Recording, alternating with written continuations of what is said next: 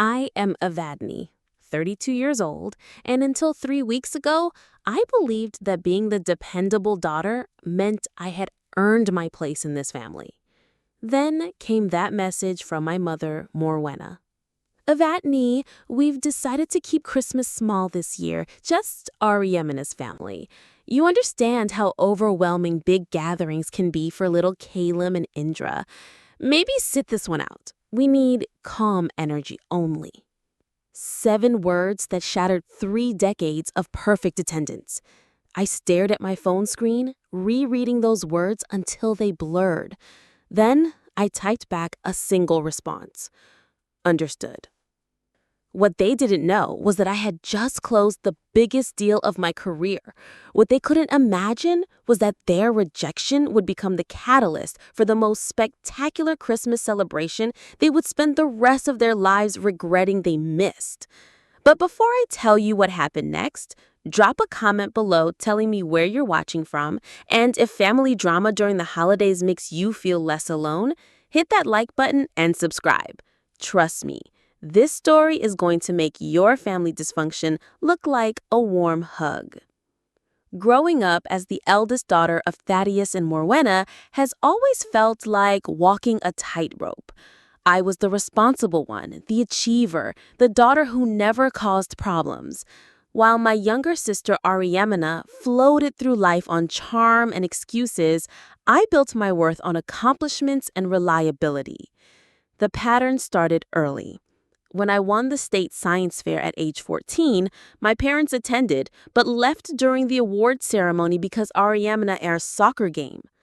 When I graduated valedictorian from Northwestern University, the celebration dinner somehow became a planning session for Ariemina's upcoming wedding to Cassian. When I was promoted to senior vice president at Meridian Financial last year, making more money than my father ever did, the family group chat response was, "That's nice, honey. Did you see Ariemina's new pottery class photos?" For 32 years, I have been the family's emergency contact, the reliable backup plan, the one who shows up without question. When Ariemina and Cassian couldn't make rent 3 years ago, I quietly transferred $5,000. When little Caleb needed speech therapy that insurance wouldn't cover, I found the specialist and paid the bills. When they wanted to buy their house but couldn't qualify for a mortgage, guess who co-signed? I told myself this was what families do. I convinced myself that being needed was the same as being valued. I was wrong.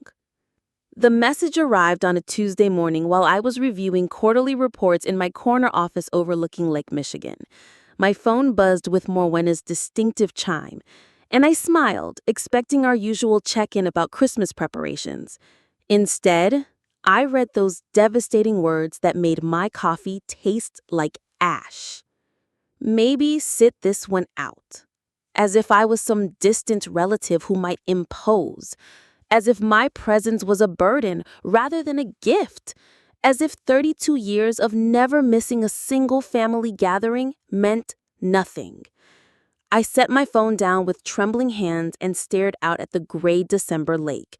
The board meeting I was supposed to lead in 20 minutes suddenly felt impossible. How do you present million-dollar strategies when your own family treats you like an afterthought? The flashbacks came in waves. Last Christmas, when I brought my then-boyfriend Soren, my parents seated us at the card table in the kitchen because the dining room was full. Meanwhile, Cassian's parents got prime seating despite arriving 2 hours late. When I announced my promotion during dinner, Morwenna nodded politely before immediately asking Ariemina about Indra's preschool Christmas pageant. Soren had noticed. "Your family doesn't see you," he said on the drive home. "They see what they expect to see, the sister who doesn't need attention." We broke up 6 weeks later with my family dynamic cited as a contributing factor. I scrolled through our family text thread with fresh eyes, seeing the pattern I'd been blind to for years. Every conversation centered around Ariemina's life, her children, her needs. My accomplishments were acknowledged with brief responses before the topic shifted back to the family favorite.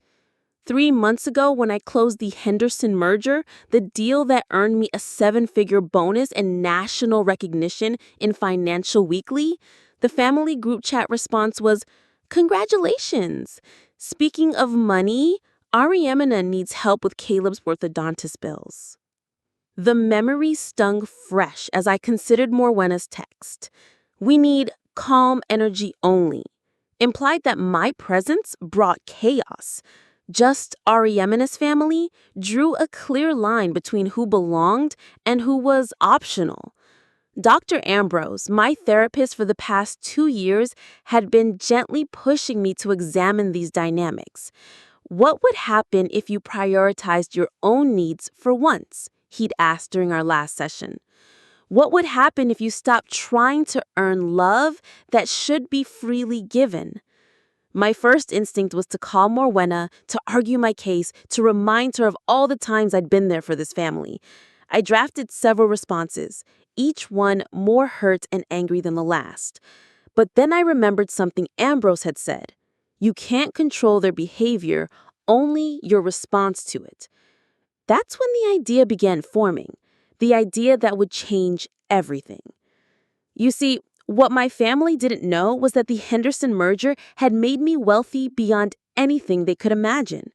What they couldn't have guessed was that I'd been planning something special for months, a surprise that was originally meant to include them. 3 weeks earlier, I'd purchased a 20,000 square foot estate in Aspen, Colorado. Not just any estate, a luxury mountain retreat with 8 bedrooms, a private chef's kitchen, a wine cellar, and views that belonged on postcards. I've been planning to surprise the family with Christmas in the mountains, complete with skiing, spa treatments, and all the luxury they never experienced. The property had been my secret, my gift to the people I loved most. Now, staring at that text message, I realized I could still give that gift, just not to them. Instead of fighting for a place at a table where I wasn't valued, I could set my own table. Instead of begging for inclusion in their small gathering, I could create something magnificent that they weren't invited to. With a calmness that surprised me, I typed my response. Understood. One word that contained multitudes. Understanding that I would never be their priority. Understanding that 32 years of devotion meant nothing. Understanding that it was time to stop settling for scraps of affection. As I sent that message, something shifted inside me. The constant ache of seeking their approval began to fade, replaced by excitement for what I could create. They wanted calm energy? They could have it. They wanted small and manageable? They could keep it. I was about to show them what they had lost. That evening, I sat in my Chicago penthouse, city lights twinkling below, and began making a list. Not a list of hurt feelings or grievances, but a list of people who had always seen my worth. People who celebrated my successes without immediately asking for favors. People whose company brought joy instead of anxiety. The list grew longer than I expected. My cousin Orianthe, who always remembered my birthday and asked genuine questions about my work. My cousin Stellan, who had flown in from Seattle just to attend my promotion celebration. My Aunt Fenella, who had been trying to get the family to appreciate me for years. Uncle Leander and his wife Lumina, who actually listened when I spoke. Extended family members who had been pushed to the periphery of Morwena and Thaddeus's increasingly Oriamina-centric gatherings.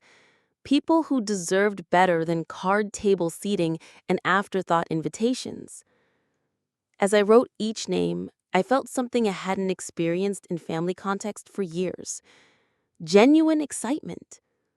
These were people who would appreciate luxury, who would be grateful for inclusion, who would celebrate this gift instead of finding reasons to complain about it.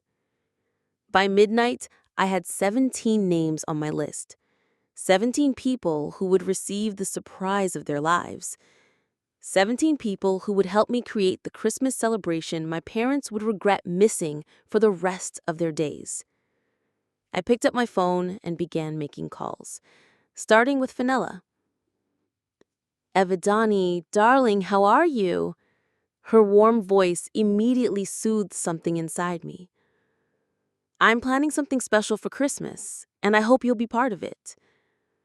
When I told her about the Aspen estate, about the plans I'd been making, about the invitation my parents would never receive, the line went quiet for a long moment. "Oh, my brilliant girl, it's about time." Fenella's immediate enthusiasm gave me the courage I needed to continue. Within an hour of our call, I had reached out to 8 family members, each conversation more validating than the last. "Evidani, are you serious right now?" Orianthi practically shrieked when I described the Aspen estate. Christmas in a luxury mountain resort instead of Morwena's passive-aggressive dinner table? I'm literally booking flights as we speak. Stellan's response was more measured, but equally supportive. He said, "I've been watching how they treat you for years. This feels like justice, not revenge." Uncle Leander didn't even hesitate. "Lumina and I were already dreading another year of walking on eggshells around your parents. Count us in, and thank you for giving us an excuse to skip the drama." Each positive response felt like validation I hadn't realized I desperately needed. These people saw what my parents refused to acknowledge, that I was worth celebrating, worth including, worth choosing. By Thursday morning, I had 15 confirmations from family members. The only holdouts were my father's sister and her family, who were already committed to traveling overseas. But 15 was more than enough to create something spectacular. The logistics were complex, but invigorating. I contacted the estate's concierge service, arranging for a private chef, housekeeping staff, and activity coordinators. The property management company helped me plan everything, from airport transfers to ski equipment rentals. Money, for once, was no object. "I want this to be the Christmas celebration they'll talk about for decades," I told the head concierge during our planning call. "Spare no expense." The menu planning alone took 2 hours. We settled on a Christmas Eve feast featuring Colorado lamb, truffle mashed potatoes, and wine pairings selected by a local sommelier. Christmas Day would begin with a champagne brunch, followed by activities ranging from private ski lessons to spa treatments. I arranged for professional photographers to document everything, not out of spite, but because I wanted to remember this moment when I finally prioritized my own happiness. The hardest call came Friday evening, when I reached out to my friend Nerietta, who had been part of my inner circle for a decade. "Evidani, this sounds incredible, but won't your parents be hurt when they find out?" she asked carefully. "They'll be hurt when they realize what they missed," I corrected. "There's a difference. I'm not doing this to wound them. I'm doing this because I finally understand that I deserve better than being an afterthought." Nareda was quiet for a moment. "You know what? You're absolutely right. I've watched you bend over backwards for them for years while they take you for granted. It's time you put yourself first." The weekend flew by in a blur of preparation. I coordinated travel arrangements, sent detailed itineraries to each guest, and worked with the estate staff to ensure every detail was perfect. The excitement was infectious. My phone buzzed constantly with messages from family members expressing their gratitude and anticipation. Fenella texted, "I haven't felt this excited about Christmas in 20 years. You're giving us all a gift by doing this." Stellan sent photos of the ski equipment he was packing, along with the message, "I can't wait to see the look on everyone's faces when they realize what they're missing." The most touching response came from my cousin Orianthi's teenage daughter, whom I rarely got to see due to my parents' preference for small gatherings. "And Evadne, thank you for including me. I never get to be part of the family celebrations because there's never enough room. This means everything." That message hit me harder than I expected. My parents' pattern of exclusion hadn't just affected me, it had trickled down to the next generation, depriving young family members of connections they deserved. On Sunday evening, as I was finalizing the guest welcome packets, my phone rang. Thaddeus's name appeared on the screen, and my stomach tightened reflexively. Evadne, your mother mentioned you're not coming for Christmas. Is everything all right? His tone was concerned, but not apologetic. He genuinely didn't understand why I might be upset about being uninvited from my own family celebration. Everything's fine, Dad. I'm actually hosting my own Christmas celebration this year. Oh, that's nice. Something small with friends? The assumption that my alternative would naturally be smaller, less significant than their gathering, was so typical that I almost laughed. Actually, it's going to be quite large. 15 family members are flying to Aspen to spend Christmas at my estate there. The silence that followed was profound. When he finally spoke, his voice was carefully controlled. Your estate? I purchased a property there last month, 20,000 square feet, 8 bedrooms, full staff. I've been planning this surprise for the family for weeks. Another long pause. What family members? I listed the names, watching the silence grow heavier with each addition. These weren't distant relatives or family outcasts. These were core family members, people who had been relegated to the periphery of my parents' increasingly exclusive gatherings. Evadne, I think there's been a misunderstanding. When your mother said you should skip Christmas, she didn't mean permanently. She just thought this year might be overwhelming with the children. I understand exactly what she meant, Dad, and I've responded accordingly.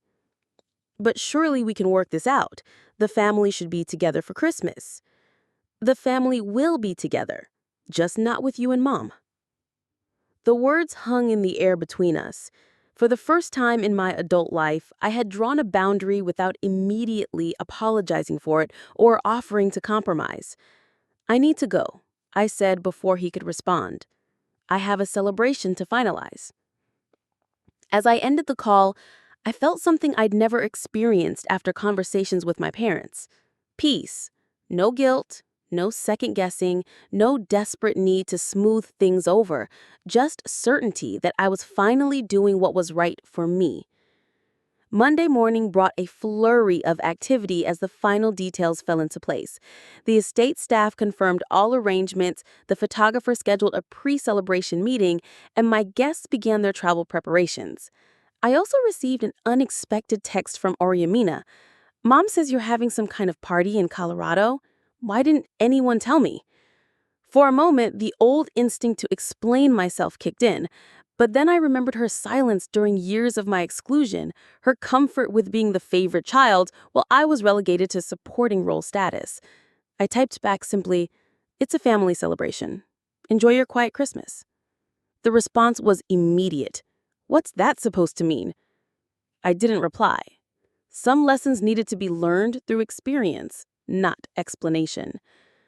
By Tuesday, everything was in motion. Bags were packed, flights were booked, and excitement was building. This wasn't just about proving a point anymore. It had evolved into something genuinely joyful. I was creating the family celebration I'd always dreamed of, one built on appreciation rather than obligation. Wednesday morning, as I prepared to leave for the airport, I took one last look around my Chicago penthouse. When I returned, everything would be different. I would no longer be the daughter who accepted whatever scraps of attention were offered. I would be the woman who created her own joy, surrounded by people who truly valued her presence. The private jet I'd chartered touched down at Aspen-Pitkin County Airport on Wednesday afternoon, under a sky so blue it looked painted. As we descended through the crisp mountain air, I pressed my face to the window, watching the snow-capped peaks grow larger. This was really happening. Fenella squeezed my hand from the seat beside me. "Look at your face right now," she whispered. "You're glowing with happiness. When was the last time I saw you look this relaxed?" She was right. For the first time in months, my shoulders weren't hunched with tension. My jaw wasn't clenched from swallowing words I wanted to say. The constant knot in my stomach from anticipating family disappointment had dissolved somewhere over the Rocky Mountains. The estate's transportation coordinator, Marcus, met us at the airport with a fleet of luxury SUVs. As our group of 8 loaded into vehicles, I caught snippets of excited conversation from my cousins. "I can't believe Evadne kept this place secret for 3 weeks," Orianthe marveled to Stellan. "The woman closed a merger worth $50 million and bought a mountain estate, and somehow we only heard about the merger," he replied, shaking his head in amazement. The 30-minute drive to the estate took us through Aspen's charming downtown, past galleries and boutiques that sparkled with holiday decorations. But nothing prepared us for the moment when our convoy turned through the estate's private gates. "Holy mountains!" Lumina breathed from the front seat as the main house came into view. The estate sat on a pristine 40-acre parcel, its timber and stone architecture blending seamlessly with the natural landscape.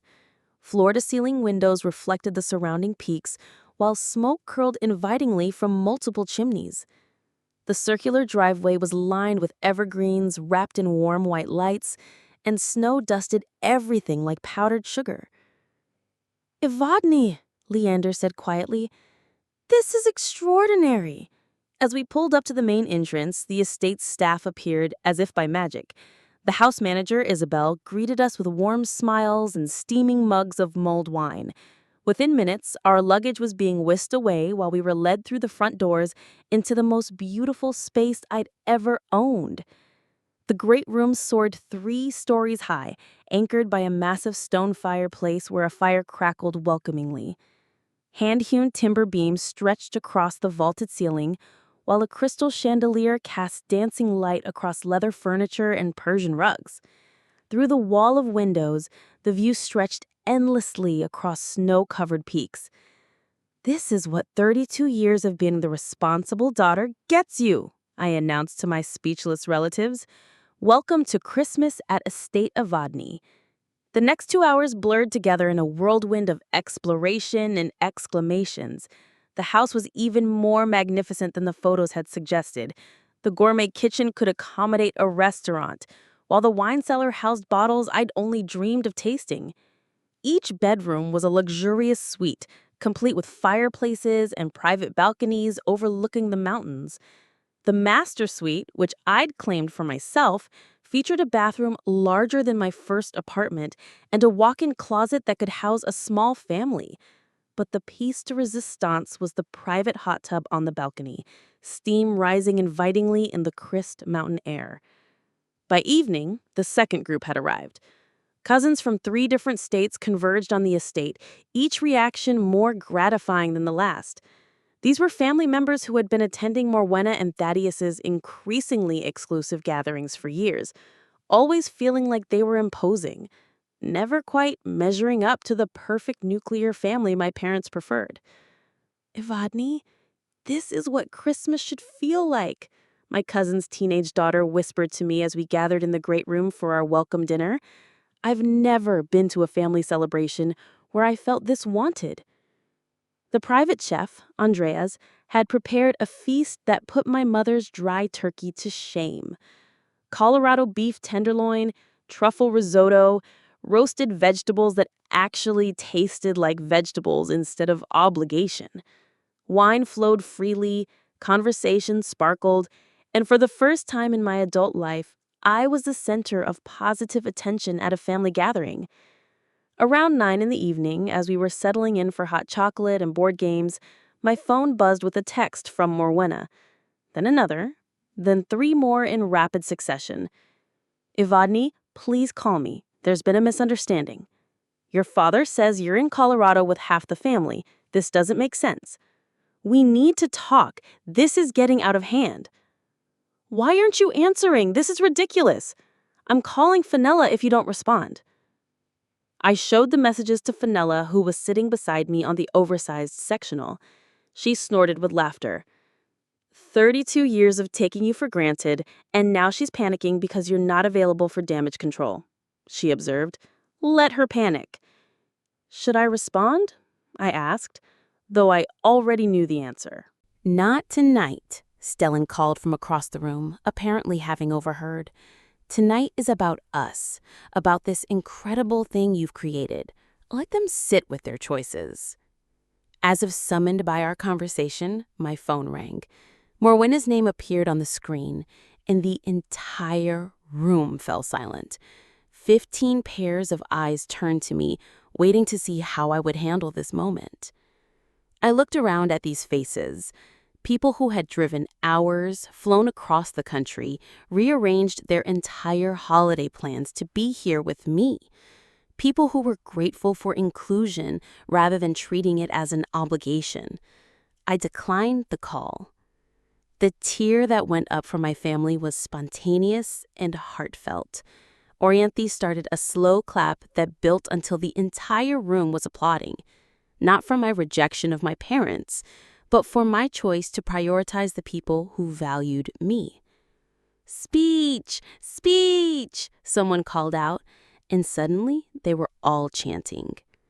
I stood, wine glass in hand, looking out at these beloved faces illuminated by firelight. 2 weeks ago, I was told that my presence would disrupt the calm energy my parents wanted for Christmas. Tonight, I'm surrounded by 15 people who chose to spend their holiday with me in a house that I bought with money I earned, celebrating traditions that honor all of us. I paused, emotion threatening to overwhelm me. You've shown me what family should actually feel like. Not obligation, not guilt, not walking on eggshells, just joy, gratitude, and genuine love for each other. Fenella stood, raising her glass. To Evadne, who finally realized she deserves better than begging for scraps of affection. To Evadne, the room chorused, and I felt something heal inside me that I didn't even know was broken. Later that night, after everyone had retired to their luxurious bedrooms, I sat alone in the hot tub on my private balcony. Steam rose around me as I gazed up at stars so bright they seemed close enough to touch. My phone sat silent on the nearby table. 7 missed calls from my parents that I had no intention of returning tonight. For the first time in my adult life, I wasn't worried about managing other people's emotions. I wasn't calculating how to make everyone else comfortable at my own expense. I was simply present in this moment of pure contentment. Tomorrow would bring Pesmas Eve, the celebration I'd been planning for weeks. There would be skiing, spa treatments, gourmet meals, and joy that wasn't overshadowed by family politics. And somewhere in suburban Illinois, my parents would be realizing that their small, calm Christmas dinner felt more like a wake for the family traditions they'd destroyed through years of favoritism. The mountain air was crisp and clean, filling my lungs with possibility. I was exactly where I belonged, surrounded by people who chose to be here. This was what winning felt like. Christmas Eve morning dawned with fresh powder dusting the peaks surrounding our estate. I awoke to the sound of laughter echoing from the great room below, where early risers had already gathered around the fireplace with coffee and pastries from the local bakery. "Good morning, sunshine," Fenella called as I descended the curved staircase in my silk pajamas and cashmere robe. "Sleep well in your palace?" "Like I haven't slept in years," I admitted, accepting a steaming mug from Orianthi. The coffee was perfect, the company was perfect, and for once in my life, I wasn't calculating how to make everyone else happy while sacrificing my own comfort. The day unfolded like a perfectly choreographed dream. Andreas had prepared a champagne brunch that could have graced the pages of Architectural Digest. Fresh berries, Belgian waffles, Colorado trout, and mimosas that sparkled like liquid gold. We ate at the massive dining table with views of snow-capped mountains, conversation flowing as freely as the champagne. "I have to ask," Leander said, buttering his 3rd croissant. "How long have you been planning this level of luxury?" The estate purchase was recent, but the dream has been building for years. Every time I sat at a card table during family dinners, every time my achievements were brushed aside, every time I felt invisible, I was unconsciously planning this moment. Stellan nodded thoughtfully. It's not just about the money, though, is it? It's about creating space where everyone feels valued. He was right. The luxury was spectacular, but what made this gathering special was the intentionality behind every detail. Everyone had been specifically chosen because they brought joy rather than drama. Every conversation was genuine rather than performative. Every smile was real rather than socially obligated. Around noon, these ski instructors arrived for those who wanted lessons on the private slopes. Half our group bundled up in designer gear I'd arranged to be delivered, while others opted for spa treatments in the estate's wellness center. I chose skiing, needing the physical release of carving through pristine powder. Standing at the top of our private run, looking out over the Elk Mountains with my cousins beside me, I felt something I'd never experienced during family gatherings. Pure, uncomplicated happiness. No undercurrents of tension, no careful navigation of sensitive topics, no wondering if I was saying the right thing to the right person. "Racy to the bottom," Orianthi called, pushing off before any of us could respond. We flew down the mountain in a tangle of laughter and snow spray, collapsing at the bottom in a heap of expensive ski gear in childlike joy. When was the last time I had felt this free during a family celebration? The afternoon spa session was equally rejuvenating.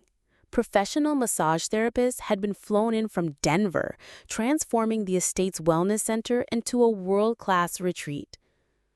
As I melted under skilled hands, tension I didn't even know I was carrying finally released from my shoulders and neck.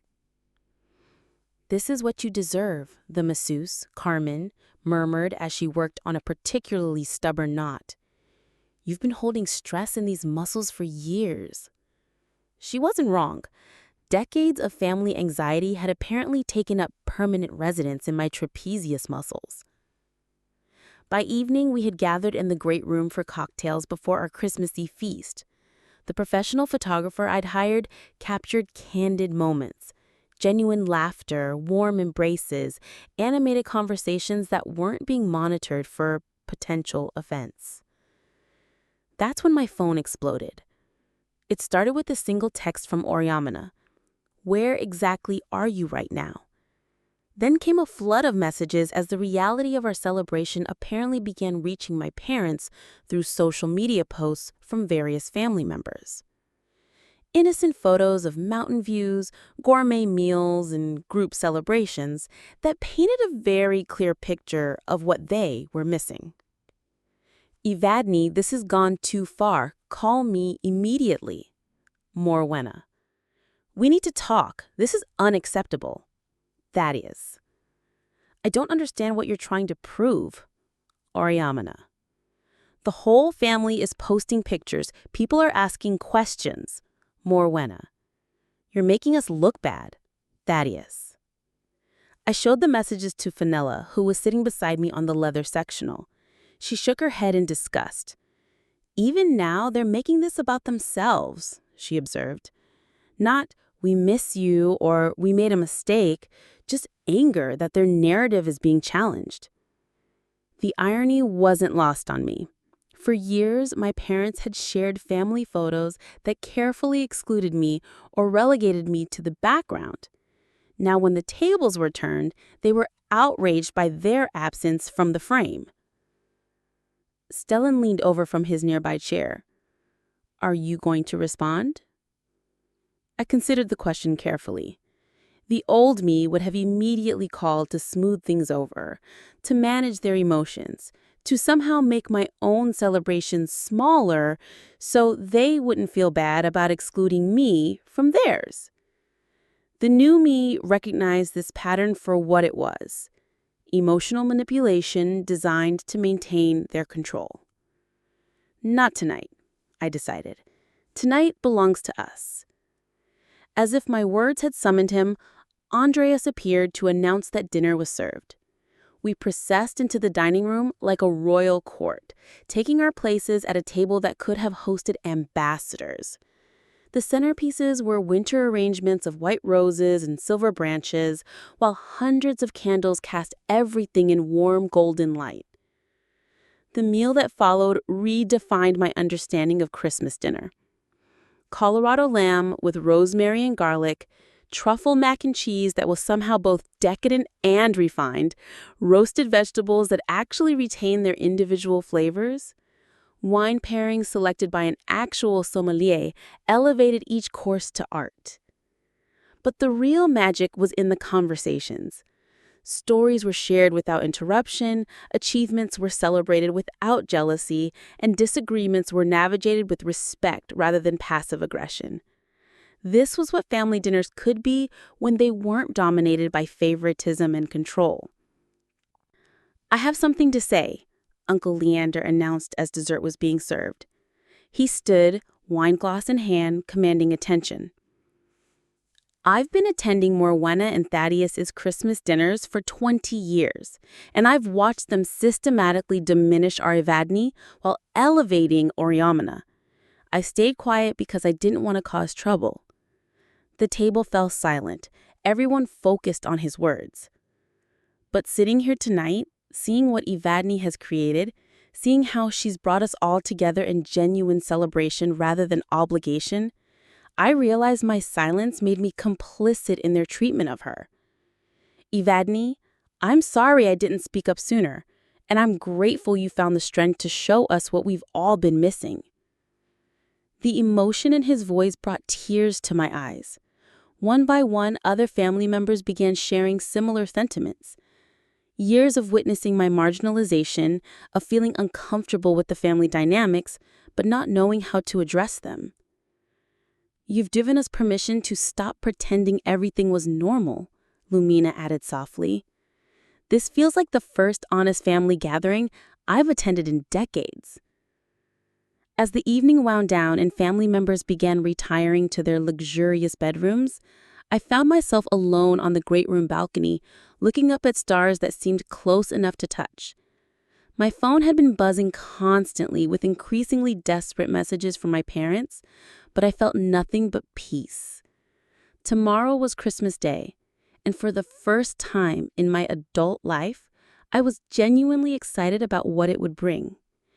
Not anxiety about managing other people's expectations, not dread about walking on eggshells, but just anticipation for more joy with people who truly valued my presence.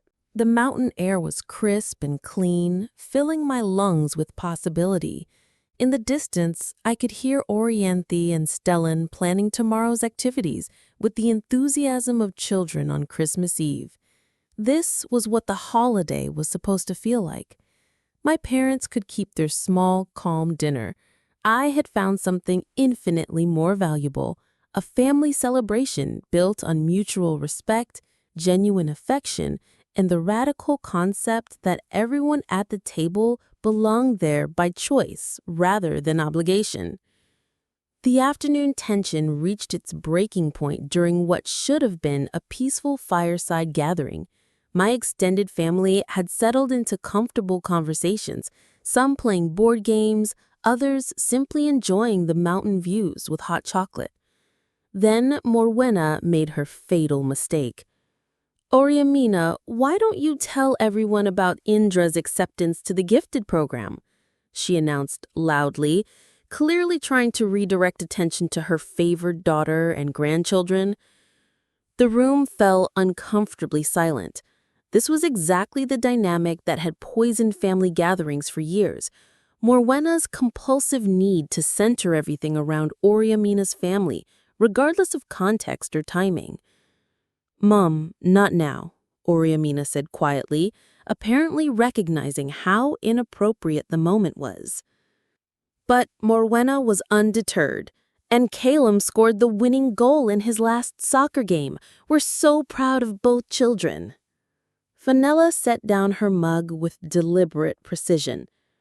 "Morwenna, we're all happy about the children's achievements, but perhaps this isn't the moment for performance updates." "I'm just sharing family news," Morwenna replied defensively. "That's what families do." "Is it?" Stellan asked pointedly. "Because I don't recall you ever asking for updates about anyone else's children, or careers, or lives." The challenge hung in the air like smoke from the fireplace. This was the conversation that had been building for years, the reckoning that had been avoided through politeness and family obligation. Thaddeus stepped in, his voice taking on the commanding tone he used in business meetings. "I think we all need to calm down and remember we're family here." "Are we, though?" The question came from Oriente, her voice steady but sharp. "Because family implies mutual care and respect. When was the last time any of you asked about my daughter's college applications, or Stellan's promotion, or anyone's life that isn't directly connected to Oriamina?" I watched my parents' faces as the accusations mounted. Confusion, defensiveness, and dawning recognition played across their features. They genuinely seemed surprised that their favoritism had been so obvious to everyone. "We care about all of you," Morwenna protested weakly. "Caring and showing care are different things," Leander said quietly. "For 20 years, I've watched you systematically dismiss Evadne's achievements while celebrating Oriamina's smallest milestones. We've all watched it." "That's not fair," Thaddeus interjected. "Evadne has always been independent. She doesn't need the same level of support." The words hung in the air like smoke from the fireplace. They just admitted, without realizing it, that their treatment of me had been deliberate, based on their perception that I didn't need love and recognition the way Oriamina did. "Everyone needs support," I said calmly, despite the emotion building in my chest. "Everyone needs to feel valued by their family. The difference is that I stopped asking for it when it became clear it wasn't freely given." Oriamina, who had been growing increasingly uncomfortable throughout the confrontation, finally spoke up. "Maybe we should go. This isn't how I wanted Christmas to be." "How did you want it to be?" I asked her directly. "The way it's always been? You at the center, everyone else grateful for whatever attention was left over?" She flushed. I never asked to be treated differently." "You never asked them to stop either," Stellan pointed out. "You benefited from the favoritism and stayed silent while they marginalized everyone else." The silence that followed was profound. Even the crackling fire seemed muted, as we all absorbed the weight of years of unspoken resentment finally finding voice. Cassian and Indra, sensing the adult tension, had quietly migrated to the far corner of the room, where they were building with blocks, their young cousins creating a protective barrier around them. Children always know when adults are fighting, even when the fighting is dressed in careful words. "I think," she said carefully, "that there's been a misunderstanding about family dynamics. We've always tried to be fair." "Fair?" The word came out harder than I intended. "You sat me at the card table last Christmas while Cassian's parents got the dining room. You left my college graduation early to help Oriamina move apartments. You co-signed her mortgage but never offered to help with mine. How is any of that fair?" "You didn't need help with your mortgage," Thaddeus said, as if that justified everything. "You were already successful." "Success doesn't eliminate the need for family support," Fenella interjected sharply. "It doesn't mean someone deserves less love or recognition." "We never gave her less love," Morwenna protested, but her voice lacked conviction. "When was the last time you celebrated one of Evadne's achievements without immediately changing the subject to Oriamina?" Lumina asked quietly. "When was the last time you asked about her life without needing something from her?" The questions hit their mark. I watched my parents' faces as they tried to recall instances that would disprove the accusations, their growing silence more damning than any confession. "This is exactly why I created this celebration," I said, standing and moving to the windows overlooking the snow-covered peaks. "Not to hurt you, but to experience what family gatherings could feel like when they're built on mutual respect instead of hierarchy. "You could have talked to us," Amina said quietly, "instead of doing this." I turned back to face the room. I tried talking for 32 years. When words don't work, actions speak louder. "So this whole thing is revenge?" Thaddeus asked, his business mind trying to categorize what he couldn't understand. "This whole thing is self-preservation," I corrected. "It's me finally choosing my own happiness over managing your emotions." The conversation was interrupted by Andreas appearing in the doorway. "Excuse me, Miss Evadny. The photographer has arrived for the family portraits you scheduled." The timing was perfect. Here was the visual representation of everything that had been discussed. A professional photographer to document a celebration that my parents weren't meant to be part of. A family portrait that would exist without them at the center. "Should I ask him to wait?" Andreas asked diplomatically, clearly sensing the tension in the room. "No," I decided. "We'll take the portraits as planned. Anyone who wants to be included is welcome." It was a test, and everyone knew it. My extended family immediately began moving toward the great room where the photographer was setting up his equipment.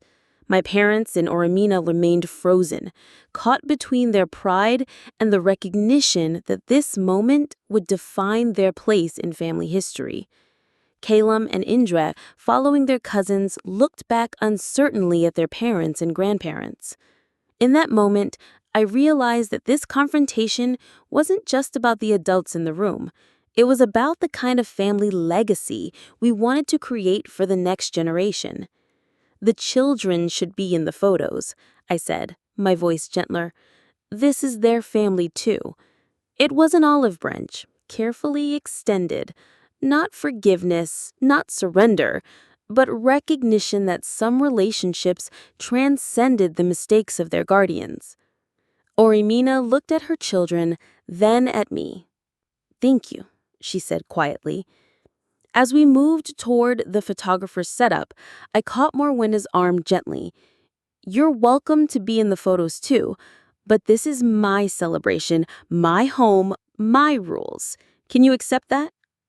Her eyes filled with tears. Whether from frustration, regret, or genuine sorrow, I couldn't tell. "I don't know how we got here, Evadny." "We got here through years of choices," I replied honestly. "But we don't have to stay here. Things can change if you're willing to really see what's been happening." The photographer, a consummate professional, managed to capture both formal family portraits and candid moments of genuine connection. In some photos, my parents stood awkwardly at the edges, their discomfort obvious.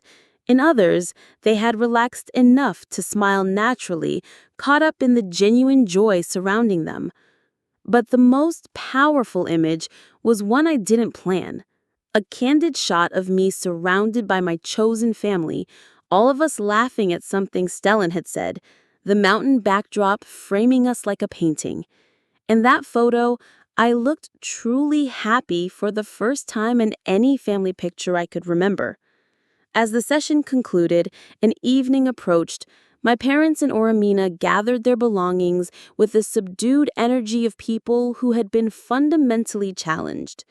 The drive back to their hotel would be long and uncomfortable, filled with conversations they had avoided for decades. "What happens now?" Oromina asked as they prepared to leave. "Now, you decide what kind of family you want to be, and I continue building the one I need." After my parents and Oromina left for their hotel, the estate felt lighter somehow, as if years of accumulated tension had been released into the mountain air. My chosen family gathered around the fireplace, processing what had just happened with the exhausted relief of people who had finally spoken truths that had been festering for decades. "I can't believe we actually said all that," Orianthe murmured, curled up in her favorite leather chair. 20 years of biting my tongue, and it all came out in one afternoon. It needed to be said, Fenella replied firmly. Enabling their behavior by staying silent wasn't helping anyone, least of all Evadne. As evening settled over the mountains, we fell into comfortable routines. Some family members retreated to their rooms for quiet time, others gathered in the game room for cards, and a few brave souls ventured into the hot tub despite the freezing temperatures. The natural rhythm of people who genuinely enjoyed each other's company. I was in the kitchen with Andreas, planning the next day's farewell brunch, when Isabel appeared in the doorway with an unusual expression. Miss Vadney, you have a visitor at the front gate. She says she's your sister, but she's alone this time. Through the security monitor, I could see Oriamina sitting in her rental car, clearly working up the courage to drive up to the house. She had changed out of her earlier outfit into jeans and a simple sweater, looking more like the sister I remembered from childhood than the carefully polished mother she had become. Let her in, I decided. 10 minutes later, Oriamina stood in my foyer, her hands shoved deep in her coat pockets, looking uncertain in a way I hadn't seen since we were teenagers. "Where are Cassian and the kids?" I asked. "At the hotel. Cassian is furious with me for coming back, and the kids are watching movies. They don't understand why everyone was so angry today." Her voice was small, vulnerable. I told them adults sometimes need to have hard conversations. I led her to the smaller sitting room off the main great room, a more intimate space where we could talk without an audience. The fire here was smaller, more personal, and the mountain views through the windows seemed less overwhelming. "Why did you come back?" I asked directly. Oriamina sat heavily in the chair across from me, her composure finally cracking. "Because everything they said today was true, and I've known it for years, and I've been too selfish to do anything about it." The admission hung between us like a bridge neither of us was sure we could cross. "I've watched Mom and Dad dismiss your achievements my entire adult life. I've seen them minimize your successes and magnify mine. I've benefited from it, and I've stayed quiet because it was easier than confronting them or risking my position as the favorite." Her honesty was startling. This wasn't the defensive, entitled sister who had left earlier. This was someone who had spent the past few hours looking honestly at herself and not liking what she found. When Stellan said I benefited from the favoritism and stayed silent, it hit me like a physical blow. Because he was right. I could have spoken up. I could have redirected attention to you. I could have insisted that your achievements get equal celebration. But I didn't. Because deep down, I was afraid there wasn't enough love to go round. "There could have been," I said quietly. "Love isn't finite, but attention and validation felt finite in our house because Mom and Dad made them scarce resources instead of abundant ones." She nodded, tears starting to fall. "I know that now. I've known it for years, actually, but it was easier to keep taking what they offered than to risk losing it by demanding they treat you better." The conversation we were having was 20 years overdue, but it felt like the most honest exchange we'd had since childhood, before the family dynamics had crystallized into rigid patterns, before we'd been cast in roles that seemed impossible to escape. "I need to tell you something," Oriamina said, wiping her eyes with the back of her hand. "The reason Mom suggested you skip Christmas wasn't really about calm energy or the kids. It was because I asked her to." My breath caught.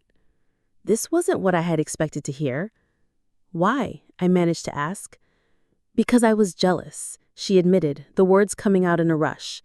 "Cassian and I are struggling financially again, worse than you know. His latest business venture failed and we're behind on the mortgage. Meanwhile, you just closed some huge deal and bought a mountain estate without even mentioning it to anyone. I felt inadequate. Like the family would finally see that you're the successful one and I'm just the one who needs constant help." The irony was staggering. While I had been feeling invisible and undervalued, she had been feeling threatened by my success. We had both been operating from places of insecurity, but in completely opposite directions. "So you asked them to exclude me from Christmas," I said, working through the implications. "I asked Mom if we could keep it small this year. Just immediate family. I told her I was feeling overwhelmed and needed a peaceful holiday. She looked directly at me for the first time since arriving. I didn't explicitly say to one invite you, but I knew that's what would happen. And when she sent that text, I felt relieved instead of guilty, which makes me a terrible sister. The confession was devastating and liberating at the same time. Devastating because it confirmed that my exclusion was deliberate, not just careless. Liberating because it finally gave me the complete truth instead of half explanations and gaslighting. "Why are you telling me this now?" I asked. "Because watching you today, seeing what you've created here, seeing how happy everyone is when they're not walking on eggshells around our parents, I realized what I cost both of us by being selfish. You didn't just lose a Christmas dinner. You created something beautiful without us, and we lost the chance to be part of it." She gestured toward the windows where we could see my chosen family enjoying themselves in the outdoor hot tub, their laughter carrying across the snow. "I don't know how to fix 20 years of being complicit in their favoritism," she continued, "but I want to try. I want to be the sister you deserved instead of the one who competed with you for scraps of attention."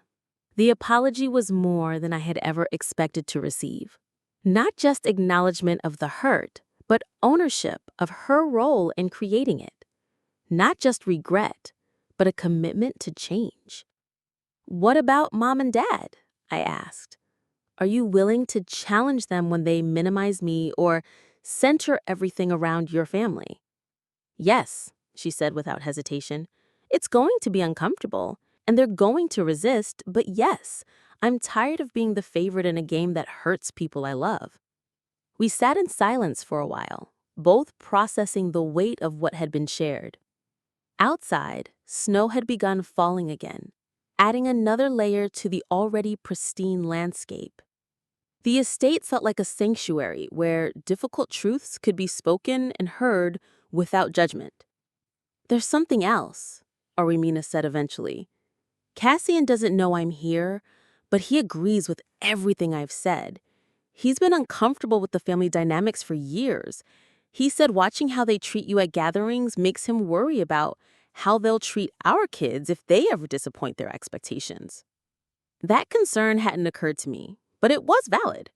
Parents who showed such clear favoritism between their adult children would likely extend those patterns to their grandchildren as they grew older and developed their own personalities and achievements. "What are you thinking?" she asked, noting my expression.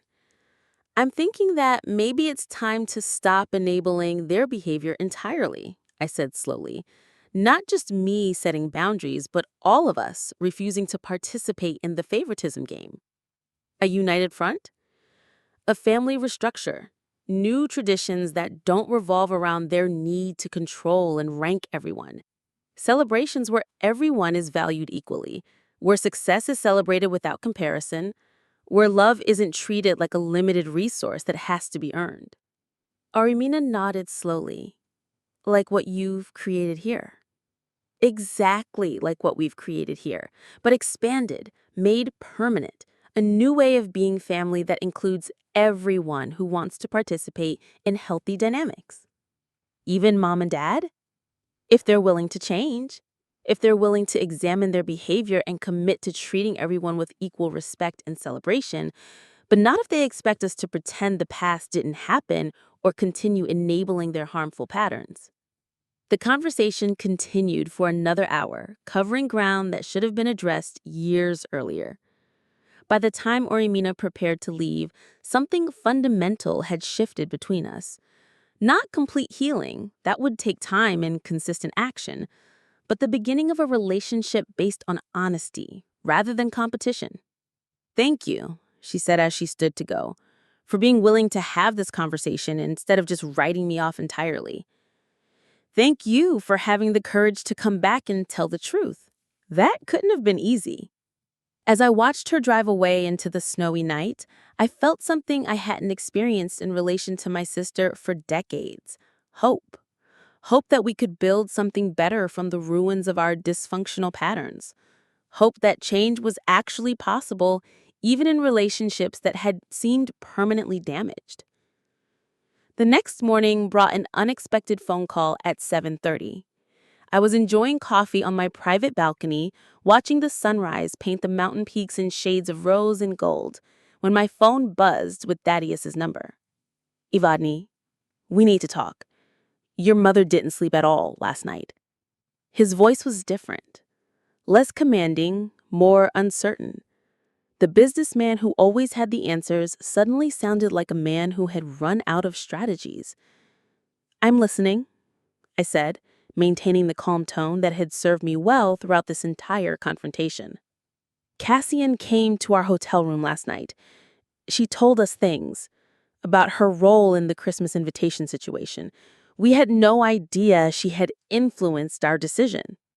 I almost laughed at the careful phrasing. "Influenced your decision" made it sound like Orimina had put a gun to their heads, rather than simply requesting a smaller gathering that they were happy to grant because it aligned with their existing preferences. "Dad, you excluded me because it was easier than including me. Orimina's request for a smaller gathering just gave you an excuse to do what you wanted anyway." The silence that followed told me the truth had hit its mark. "That's not... We never wanted to exclude you," he said finally. "Then why did her request for a smaller gathering automatically mean that I was the one who wouldn't be invited? Why wasn't Cassian excluded? Or Uncle Leander's family? Why was I the obvious choice for removal?" Another long pause. "I don't know how to answer that. Because you've never thought of me as essential to family gatherings. I've always been the backup plan, the reliable one who would understand, the daughter who didn't need as much attention. But understanding and not needing aren't the same as not deserving." Your mother wants to drive up to the estate this morning. She wants to apologize properly. Apologizing isn't enough anymore, Dad. I need to see change. Consistent, long-term change in how I'm treated and valued in this family. What kind of change? The question was progress. Instead of defensiveness or justification, he was asking how to fix the damage. It wasn't everything, but it was something. Equal celebration of achievements. Equal inclusion in family planning. Equal consideration when decisions are made. Stop treating my independence as evidence that I don't need love and support. "We can do that," he said quickly. "Can you? Because it means you can't censor every gathering around Oryamina's family anymore. It means you have to notice and care about other people's lives with the same intensity you've shown for hers. It means examining decades of patterns and actively working to change them. We want to try." By 9, my parents were back at the estate this morning, this time without the desperate energy that had characterized their arrival the previous day. Morwenna looked exhausted, her eyes red-rimmed from crying or lack of sleep or both. Thaddeus appeared older somehow, as if the confrontations had aged him overnight. "Thank you for agreeing to see us," Morwenna said, as Isabel led them to the sitting room where I waited. "I agreed to listen," I corrected gently. "What you do with this opportunity is up to you." She nodded, accepting the boundary. "Evadne, I've been awake all night thinking about what everyone said yesterday, about how we've treated you compared to Orimina, and I realized that somewhere along the way, I started taking your strength for granted." "Go on." "When you were little, you were so capable, so independent. You solved your own problems, excelled in school, made friends easily. Oryamina always seemed to need more help, more guidance, more reassurance. And instead of celebrating your independence, I think I stopped seeing that you needed parents too." It was the closest thing to insight I had ever heard from my mother. Not complete understanding, but recognition that her perception had been flawed. "You turned my strength into reasons to give me less attention instead of different attention." I said, "Strong people need love too. Successful people need family support too. Independent people need to feel valued by their parents too. I know that now. I know it somewhere deep down, but I let myself believe that you were fine without the same level of involvement we gave Oryamina." Thaddeus shifted forward in his chair. "We also need to acknowledge that we made assumptions about what you needed based on what was easiest for us, not what was actually best for you. Meaning, it was easier to focus on Oryamina's drama and needs because they were obvious and immediate. Your needs were settler, long-term. Celebrating your achievements required us to understand your work, your goals, your challenges. It was easier to make a big deal about Oryamina's pottery class than to learn enough about your career to properly celebrate your promotion." The admission was more honest than I had expected. They weren't just acknowledging the favoritism, they were owning the laziness that had enabled it. "What do you want from me now?" I asked. "A chance to do better," Morwenna said simply. "Not immediately, not perfectly, but consistently. A chance to learn how to be the parents you deserved instead of the ones we defaulted to being." "And what does that look like practically?" They exchanged glances before Thaddeus answered. "We want to establish new patterns, regular one-on-one time with both you and Oryamina, equal attention to your achievements and challenges, family gatherings that don't automatically revolve around one person's life. We want to learn about your world, your work, your interests, your friends, not because we need something from you, but because we genuinely want to know our daughter better." The offers were more substantial than I had dared hope for. Not just acknowledgement of the problems, but specific commitments to change. Still, decades of disappointment had taught me to be cautious about promises made in emotional moments. "I appreciate what you're saying," I replied carefully, "but I need to see consistent action over time, not just good intentions after a confrontation." "We understand. And we're willing to work for however long it takes to rebuild your trust." The conversation continued for another hour, covering practical details about how family dynamics might change going forward.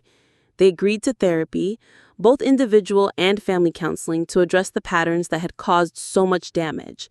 They committed to rotating holiday hosting duties instead of assuming their house would always be the center of celebrations. Most importantly, they acknowledged that their relationship with me couldn't be repaired overnight, and that I had the right to maintain boundaries while they proved their commitment to change. As they prepared to leave, Morwenna turned back from the doorway. "Evadne, this place is extraordinary. I wish we had known about it before now. I wish we had been included in your joy instead of only discovering it through our absence." "There will be other joys to share," I said, "if you prove that you can celebrate them without immediately making them about someone else."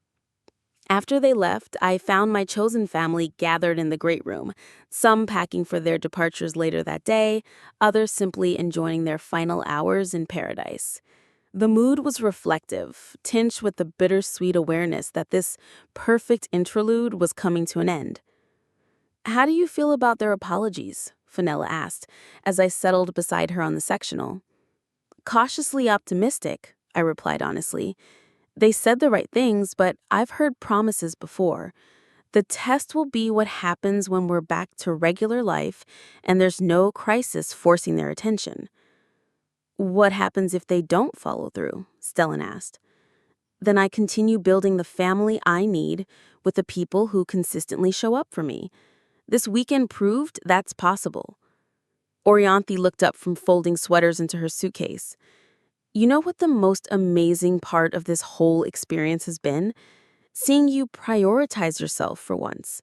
Seeing you create something beautiful instead of just reacting to other people's choices." She was right. This weekend hadn't just been about proving a point to my parents or getting revenge for their exclusion. It had been about discovering what was possible when I stopped settling for scraps of attention and started creating abundance instead.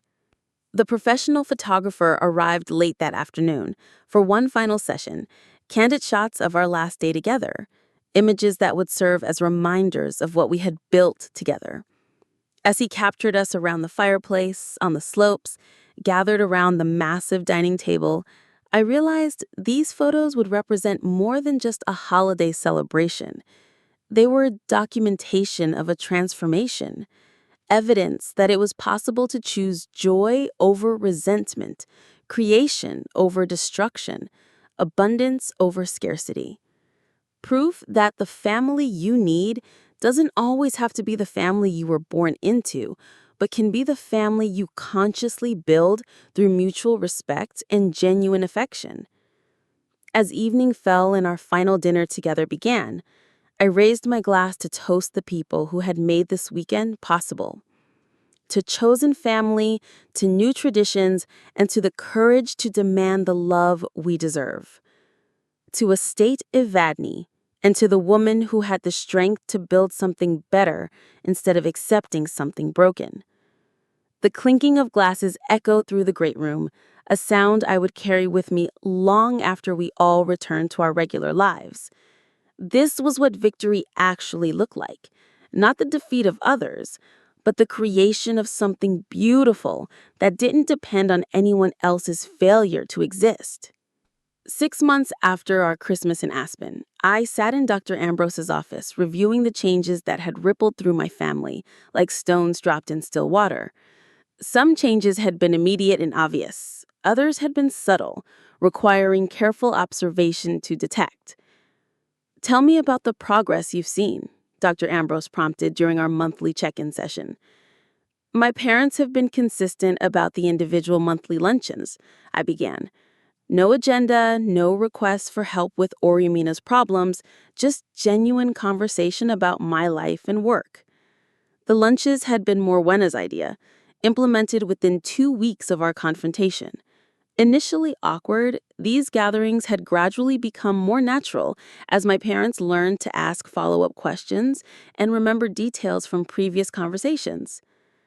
I continued. They celebrated my acquisition of the Portland account without mentioning Orumina once. Thaddeus actually read the business article about the deal and asked intelligent questions about the strategy. How did that feel? Foreign at first. I kept waiting for the conversation to pivot to my sister's life. When it didn't, I realized I had no practice receiving their undivided positive attention. The family therapy sessions had been rockier. Decades of entrenched patterns didn't dissolve easily, and several sessions had ended with raised voices and homework assignments for everyone. But progress was measurable, if slow. I told Dr. Ambrose that Orumina has been the most surprising change. She's actively redirecting conversations when they become too focused on her family. Last month at Easter dinner, when Morwenna started her usual litany of Caleb and Indra's achievements, Orumina interrupted to ask Stellan about his promotion. "How do you think that felt for your cousins?" Like they mattered, like their lives were interesting enough to warrant attention. Stellan told me later it was the first time in 20 years that he truly felt seen at a family gathering. Not everything had improved. Thaddeus still defaulted to business meeting language when emotions ran high, treating family conflicts like merger negotiations. Morwenna occasionally slipped into old patterns of minimizing my concerns while magnifying Orumina's. But they caught themselves now, apologized, and course-corrected instead of doubling down on problematic behavior. What about your boundaries? How are you maintaining them? Better than I expected. I've learned to say no without feeling guilty about disappointing them. When they asked me to co-sign another loan for Ariamina and Cassian, I declined and offered to help them find a financial counselor instead. How did they respond? Surprised but accepting. The old version of them would have pushed harder, made me feel selfish for refusing. This time, Thaddeus said he understood my position and thanked me for the counselor referral. The most significant test had come in April, when Ariamina's marriage hit a serious rough patch. Cassian had been caught in several lies about his latest business venture, and their relationship was on the verge of collapse. My parents' immediate instinct had been to circle the wagons around their favorite daughter, demanding family emergency meetings and expecting everyone to drop their plans to provide support. I told them I cared about Ariamina's well-being, but wouldn't participate in crisis management that centered everything around her drama, I explained to Dr. Ambrose. Instead, I offered to pay for marriage counseling and stepped back to let them work through their problems. That must have been difficult. Terrifying, actually. Every instinct told me to jump in and fix things, to be the reliable daughter who saves the day. But I've learned that rescuing people from the consequences of their choices doesn't help anyone long term. The strategy had worked. Without the entire family mobilizing to enable and excuse, Aryamina and Cassian had been forced to address their fundamental problems, rather than just seeking emergency bailouts. They had attended counseling, established financial boundaries, and begun rebuilding their relationship on more honest foundations. I got a text from her yesterday, I told Dr. Ambrose. She thanked me for not enabling their dysfunction and said the marriage counseling has been transformative. How do you feel about the changes overall? I considered the question carefully. Cautiously optimistic. The progress feels genuine, but I'm not naive about how easy it would be to slip back into old patterns during stressful times. What would you do if that happened? Maintain my boundaries and continue prioritizing my own well-being. I've learned that I can't control their behavior, only my response to it.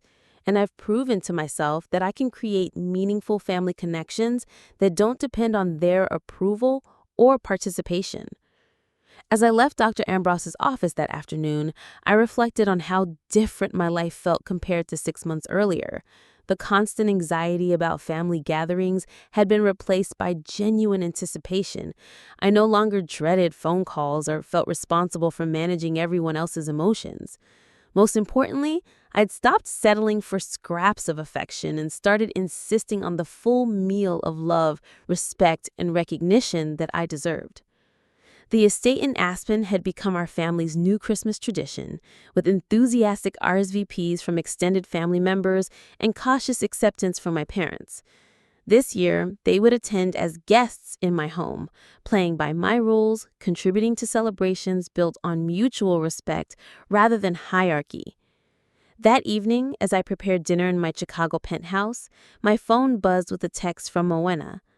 Saw the article about your company in Forbes. So proud of you. Can't wait to hear all about it at our lunch Saturday. 6 months ago, such a message would have been followed by immediate mentions of Ariamina's latest crisis or achievement. Tonight, it stood alone. Recognition without qualification, celebration without competition. It wasn't perfect.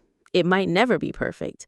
But it was progress, real and measurable, and worth the difficult conversations that had made it possible. 1 year later, I stood on the same balcony at Estate of Adney where this story began.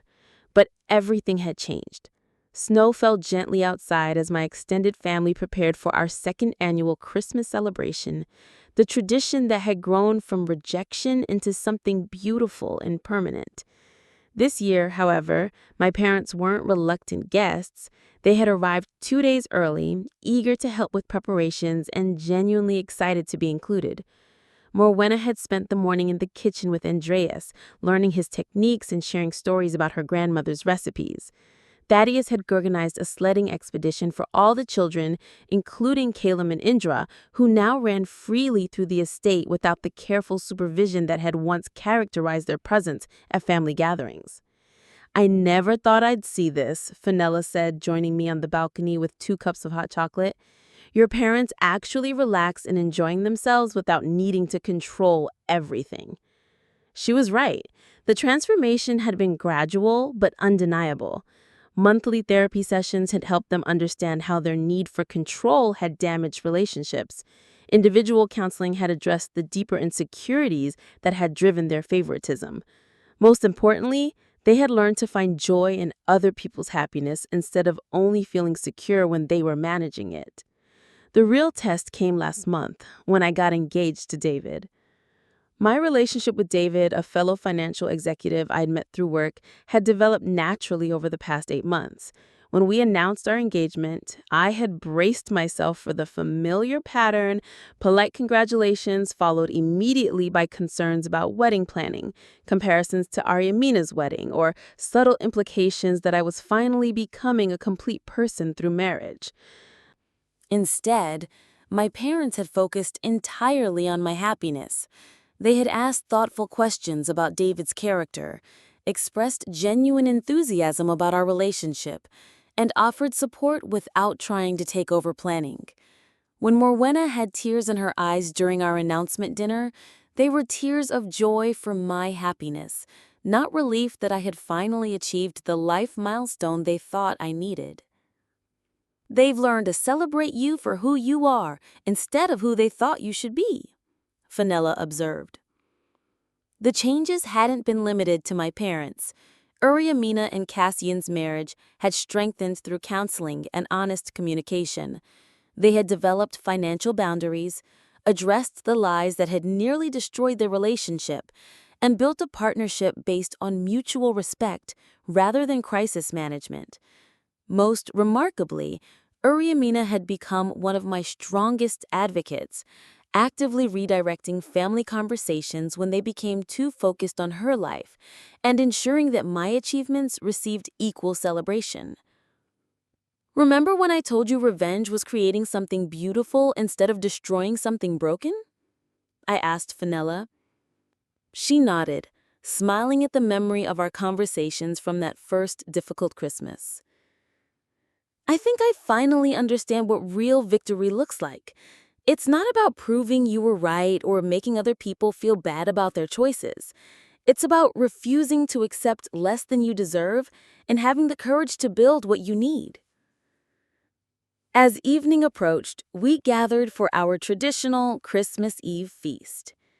The dining room glowed with candlelight, filled with laughter and conversations that flowed naturally between serious topics and lighthearted banter.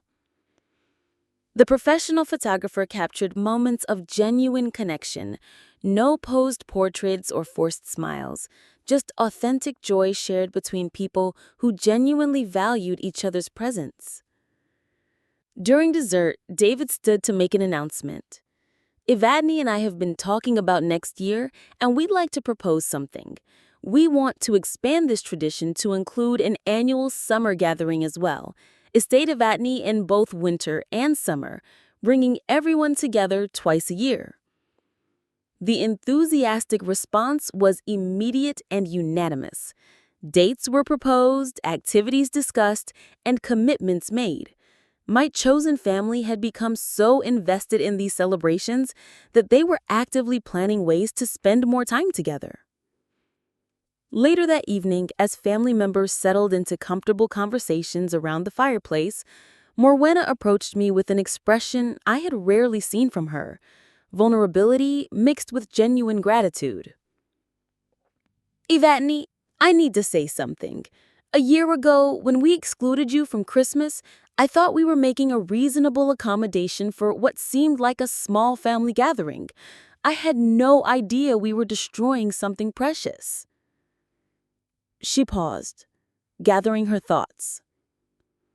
This weekend, watching you with David, seeing how our whole family gravitates toward your joy and generosity, I realized what we almost lost forever. You didn't just create an alternative to our Christmas dinner. You created the family celebration we should have been having all along. You weren't the only one who needed to change, I replied honestly. I had to learn that I deserved better treatment and stop accepting less than I was worth. None of this would have been possible if I hadn't found the courage to prioritize my own happiness. Where did that courage come from? From finally understanding that love isn't scarce. There's enough celebration, attention, and joy for everyone if we create abundance instead of competition. As the evening wound down and family members began retiring to their rooms, I found myself alone in the great room with David, the fire crackling softly as snow continued to fall outside. Any regrets about missing that small, calm Christmas dinner a year ago? He asked, pulling me close on the oversized sectional. Only that it took me 32 years to learn that the family I needed was the one I could build, not the one I was trying to fix. The estate had become more than just a luxury retreat. It was proof that rejection could become redirection, that exclusion could be the catalyst for inclusion, and that the most powerful response to being undervalued was not anger or resentment, but the creation of spaces where everyone's worth was recognized and celebrated. Tomorrow would bring Christmas morning in paradise, surrounded by people who had chosen to be here, who valued my presence, who celebrated my achievements without competition or qualification. My parents would be part of it now, not as the center of attention, but as grateful participants in something beautiful they had almost missed entirely. Standing at the windows overlooking the moonlit mountains, I realized this was what winning actually looked like. Not the defeat of others, but the courage to create joy that didn't depend on anyone else's approval to exist. The girl who had been told to skip Christmas had become the woman who created Christmas worth traveling across continents to attend. And that transformation had been worth every difficult conversation, every boundary drawn, and every moment of choosing myself when others wouldn't choose me. This was my glow-up. This was my revenge. And it was absolutely perfect.